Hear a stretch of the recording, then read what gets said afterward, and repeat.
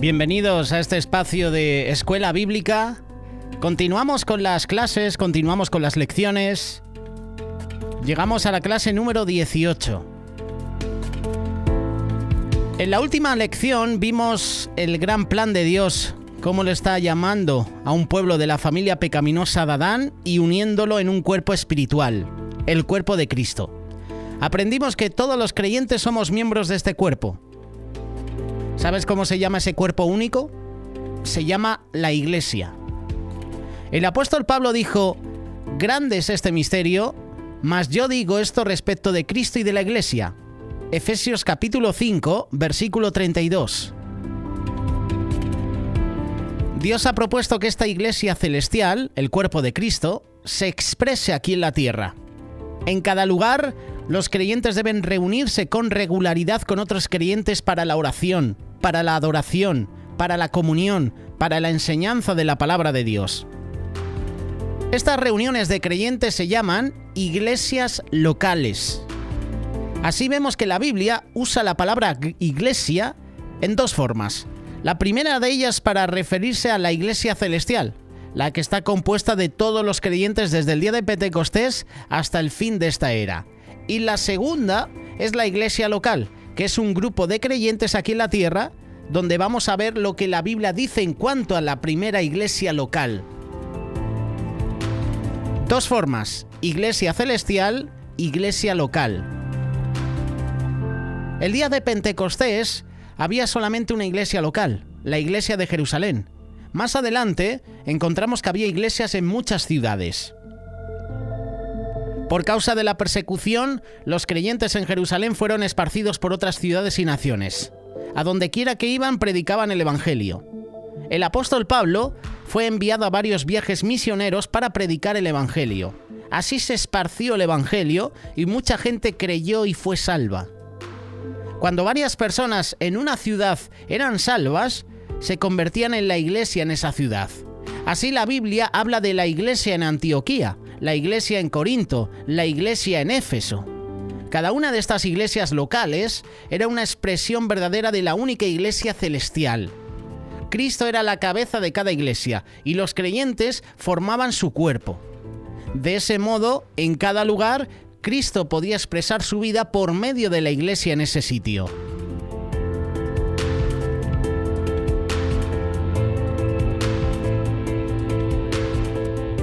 Una iglesia celestial, el cuerpo de Cristo, muchas iglesias locales. El ejemplo de Jerusalén, Antioquía, Corinto, Éfeso, Tesalónica, Filipos. Como cabeza de la iglesia, el Señor Jesucristo dio dones espirituales a los creyentes, es decir, a los miembros de su cuerpo. En cada iglesia local reconocieron a ciertos hombres como sus guías espirituales. Estos hombres se llamaban ancianos y tenían el cuidado espiritual del pueblo del Señor. Por consiguiente, las iglesias se fortalecían y aumentaban en número. Hechos capítulo 16, verso 5. Así que las iglesias eran confirmadas en la fe y aumentaban en número cada día. Primera pregunta: ¿dónde se reunían los creyentes? Se reunían en los hogares de unos y otros. El lugar donde se reunían no se consideraba de mayor importancia porque ellos sabían que el mismo Señor Jesús estaba allí con ellos. Mateo capítulo 18, versículo 20. Porque donde están 2 o 3 congregados en mi nombre, allí estoy yo en medio de ellos. De esta manera contestamos a esta pregunta: ¿dónde se reunían los creyentes? Ahora bien, otra pregunta: ¿cuándo se reunían los creyentes? Se reunían el primer día de la semana, es decir, el domingo. La Biblia dice: el primer día de la semana, reunidos los discípulos para partir el pan. Hechos capítulo 20, verso 7. En el Antiguo Testamento, a los judíos se les ordenó que observaran el séptimo día, el sábado, como un día santo. El Nuevo Testamento nos dice que como cristianos debemos considerar todos los días como días santos. Sin embargo, nosotros nos reunimos el domingo, el primer día de la semana, porque el Señor Jesús resucitó de entre los muertos ese día. Hay muchas iglesias, por ejemplo, que ese primer día de la semana se reúnen y presentan también la Santa Cena, el pan y el vino. Porque aquí está hablando del primer día de la semana. No dice un día al mes, una vez al mes, no, dice el primer día de la semana. Es decir, que todos esos primeros días de la semana, los discípulos se reunían para partir el pan, para tomar la Santa Cena. Curioso, ¿verdad? Hay iglesias que todos los primeros días de la semana toman la Santa Cena. Hay otras iglesias que una vez al mes se realiza la Santa Cena. El Señor Jesús dio a su iglesia 2 ordenanzas, el bautismo y la Santa Cena. Actualmente guardamos estas 2 mismas ordenanzas. Ahora bien, hay que considerar el significado del bautismo y de la Santa Cena, pero primero, ¿qué es una ordenanza? Porque estas son ordenanzas de la iglesia. Una ordenanza es una ceremonia instituida por Cristo que representa una verdad espiritual. Es algo que podemos ver y sentir y que simboliza una verdad espiritual. ¿Qué es el bautismo? El bautismo es una ceremonia que simboliza nuestra unión con Cristo en su muerte, en su sepultura, en su resurrección. Cuando estamos en el agua para ser bautizados, damos testimonio al hecho de que hemos sido crucificados con Cristo. Cuando nos sumergen, ilustramos que somos sepultados con Él, y cuando nos levantan del agua, representamos nuestra resurrección con Él. Jesús ordenó que todos los que creen en Él sean bautizados. Por medio de nuestro bautismo, damos testimonio público a la realidad de que pertenecemos a Cristo y que estamos unidos con Él. Estamos unidos en su muerte, sepultura, resurrección. Eso es lo que significa el bautismo, el ser bautizados. ¿Y qué significa la Santa Cena? Pues la Santa Cena es un acto de conmemoración de la muerte de Jesús. Esa muerte en la cruz. La copa que tomamos representa su sangre que fue derramada por nuestros pecados. El pan del cual participamos representa su cuerpo que fue quebrantado por nosotros. La palabra de Dios dice que debemos celebrar la Santa Cena hasta que el Señor Jesús vuelva. Primera de Corintios capítulo 11, versículo 26. Así pues, todas las veces que comiereis este pan y bebiereis esta copa, la muerte del Señor anunciáis hasta que Él venga. Ahora vamos a considerar otra gran verdad con respecto a todos los creyentes. Tú y yo somos sacerdotes para Dios. En el Antiguo Testamento encontramos que había hombres que fueron llamados por Dios para ser sacerdotes. Los sacerdotes tenían acceso a Dios y servían a Dios. Era un gran honor ser sacerdote, pero únicamente los hombres de una tribu, ¿sabes cuál tribu? Efectivamente, la tribu de Leví. Solo ellos podían ser sacerdotes. Los que no eran sacerdotes no podían acercarse a Dios directamente, no podían ofrecer sacrificios a Dios directamente, no podían servir a Dios directamente. El sacerdote tenía que hacerlo todo por ellos. Aún los mismos sacerdotes tenían que tener un sumo sacerdote y solo él podía entrar en el lugar santísimo donde moraba la gloria de Dios. Así que vemos que los hijos de Israel se hallaban divididos en 2 clases, el pueblo de Dios y los sacerdotes de Dios. ¿Qué pasa en el Nuevo Testamento? Encontramos que todos los creyentes son sacerdotes para Dios. No hay clase especial entre el pueblo de Dios. 2 veces en el Nuevo Testamento encontramos que el cuerpo entero de cristianos, a todos los creyentes, se les declara sacerdotes. Primera de Pedro capítulo 2, versículo 5. Vosotros también como piedras vivas, sed edificados como casa espiritual y sacerdocio santo. Y mira lo que dice el versículo 9. Mas vosotros sois linaje escogido, real sacerdocio. ¿Qué quiere decir que cada creyente es un sacerdote para Dios? Pues en primer lugar quiere decir que podemos acercarnos directamente a Dios. No necesitamos un sacerdote para hablar con Dios. Todo creyente es un sacerdote. Jesús, como hemos visto en el estudio bíblico anterior, Jesús es nuestro sumo sacerdote. Únicamente por medio de Él confesamos nuestros pecados. La palabra de Dios dice, porque hay un solo Dios y un solo mediador entre Dios y los hombres, Jesucristo hombre. Lo dice 1 Timoteo capítulo 2, verso 5. Este es el primer punto. podemos acercarnos directamente a Dios. El segundo punto, tú y yo somos sacerdote para Dios, y quiere decir que todos los creyentes debemos servir a Dios. El mismo Señor Jesús nos ha elegido y ha puesto para servirle.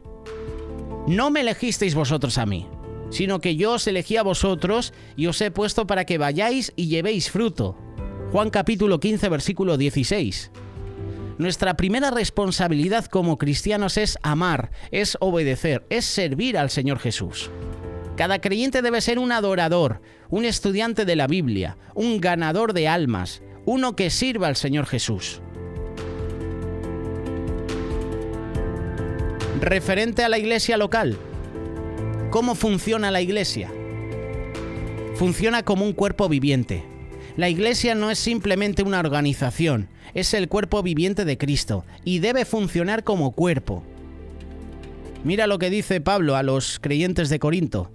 Vosotros pues sois el cuerpo de Cristo y miembros cada uno en particular.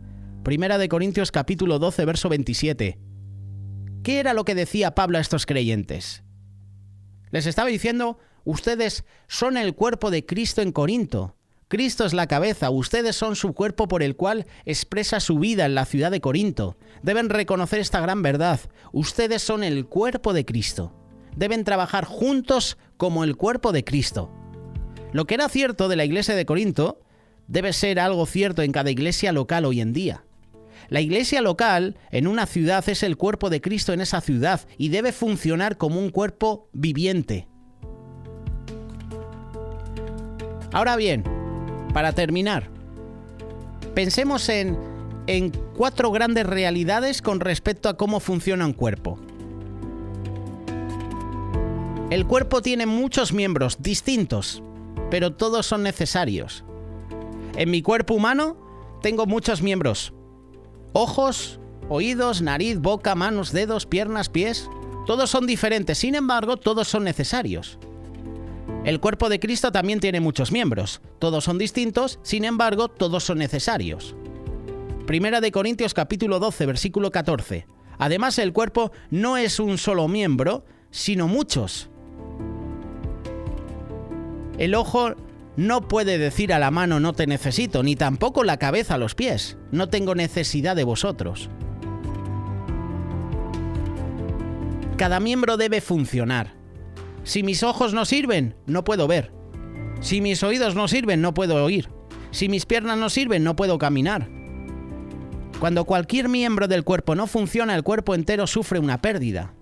Asimismo, el cuerpo de Cristo se ve impedido cuando un miembro de su cuerpo no está funcionando. Cada creyente es un miembro del cuerpo de Cristo y cada creyente tiene por lo menos un don del Espíritu. Esto quiere decir que como creyente tú tienes una habilidad especial que el cuerpo de Cristo necesita. Cada creyente debe decir, Señor, ¿dónde debo servirte en tu cuerpo, en la iglesia? ¿Qué quieres que yo haga? La Biblia dice que el cuerpo de Cristo se edifica en amor. Efesios capítulo 4, versículo 16, según la actividad propia de cada miembro. Así es como debe funcionar cada miembro. También todos los miembros deben obedecer a la cabeza, que eso es importante. Para que mi cuerpo funcione correctamente, todos los miembros tienen que obedecer a la cabeza. Esto también es cierto del cuerpo de Cristo. La Biblia dice que debemos asirnos de la cabeza. Esto quiere decir que debemos obedecer a Cristo. Cristo es la cabeza de la iglesia, así que la iglesia está sujeta a Cristo. Efesios capítulo 5, versículo 23. Si estamos sujetos a Cristo, estaremos sujetos a la palabra de Dios. También seremos sumisos a los que Dios ha colocado en puestos de dirección en la iglesia, es decir, a los líderes, a las autoridades. Obedeced a vuestros pastores, sujetaos a ellos. Es lo que dice Hebreos capítulo 13, verso 17. Así que todos los miembros deben obedecer a la cabeza. Y todos los miembros, por último, deben trabajar juntos. Que esta es la parte que siempre se nos olvida o no queremos poner en funcionamiento. Dios desea un cuerpo, no un número de cristianos solos y aislados. La Biblia dice que somos un cuerpo en Cristo. Solo no puedo servir a Dios eficazmente. Debo trabajar unido a otros miembros del cuerpo de Cristo. Por eso la importancia de la iglesia local. Hay cristianos que ven las imperfecciones en la iglesia local y deciden que no la necesitan. Ese es un error serio. Las famosas personas que dicen, ¿para qué me voy a congregar si lo puedo hacer desde casa? Si puedo asistir online a los cultos, y luego no lo hacen. ¿Para qué asistir a la iglesia si yo en casa puedo alabar y adorar a Dios, puedo leer la palabra? Error. La iglesia local no es perfecta. Está formada por gente imperfecta, tal como tú y como yo. Pero es el vaso escogido por Dios para expresar la vida de su Hijo aquí en la tierra. Cuando la iglesia se reúne, cada miembro del cuerpo de Cristo tiene la responsabilidad dada por Dios de asistir y participar. Esto incluye a niños, jóvenes y adultos. Cada miembro tiene que dar cuenta a Dios por su incumplimiento de esto. Y cuando he mencionado, por ejemplo, lo de la reunión online, me refiero a que si la iglesia se está congregando en la iglesia, ¿para qué vas a ver tú el culto desde casa cuando puedes asistir a la iglesia? Eso es la comodidad. A menos que haya alguna enfermedad, al menos que estés con dolores, a menos que haya pasado algo que haga que no puedas asistir a la iglesia, se entiende. Pero si puedes asistir a la iglesia y congregarte, hazlo. Lo cómodo es verlo desde casa, ¿verdad? No hace falta que me prepare. Asisto al culto virtual tal como me despierto, sin vestirme, sin arreglarme. Seguramente hay personas que no pueden asistir por X motivos. Pero si tú puedes asistir a la iglesia, hazlo. No escojas la opción de verlo a través de internet. Si hay la posibilidad de ir a la iglesia, de reunirte con los hermanos, hazlo. La Biblia nos dice que en los posteros días los hombres serán amantes del placer más que amadores de Dios. Qué triste es que cuando el pueblo de Dios permite que los placeres pasajeros de este mundo lo aparten de su lugar en la iglesia local, que suele pasar, y ves ya familias que no asisten a la iglesia, ves hermanos que ya no se congregan. El cuerpo de Cristo no solamente me necesita, sino que yo necesito al cuerpo. No puedo ser un cristiano fuerte a menos que comparta la vida del cuerpo. Cuando me reúno con otros miembros del cuerpo de Cristo recibo fuerza, hay vida en el cuerpo. ¿Hemos comprendido el plan de Dios en cuanto a la iglesia local? ¿Hemos comprendido que Él desea un cuerpo entero, no solo un miembro aquí y otro allá? Por la gracia de Dios debo entender que soy miembro del cuerpo de Cristo en el lugar donde vivo. Cuando ese cuerpo se reúne, debo estar presente y participar. Esa no es solamente una gran responsabilidad, sino también es un gran privilegio. Uno que no se debe tomar a la ligera. Y hay muchos cristianos que no tienen el privilegio de reunirse libremente. Por eso no desatiendas la iglesia local. La palabra de Dios dice, no dejando de congregarnos como algunos tienen por costumbre. Hebreos capítulo 10, versículo 25. Tú y yo somos miembros del cuerpo de Cristo. En el lugar donde vives, el cuerpo me necesita y yo necesito al cuerpo. Este es el mensaje final. Tú y yo somos miembros del cuerpo de Cristo. Tú y yo debemos obedecer a la cabeza. Tú y yo como miembros debemos funcionar. El cuerpo tiene muchos miembros, distintos, pero todos son necesarios. Y sobre todo, los miembros, tú y yo, debemos trabajar juntos, unidos. Somos el cuerpo de Cristo, recuérdalo.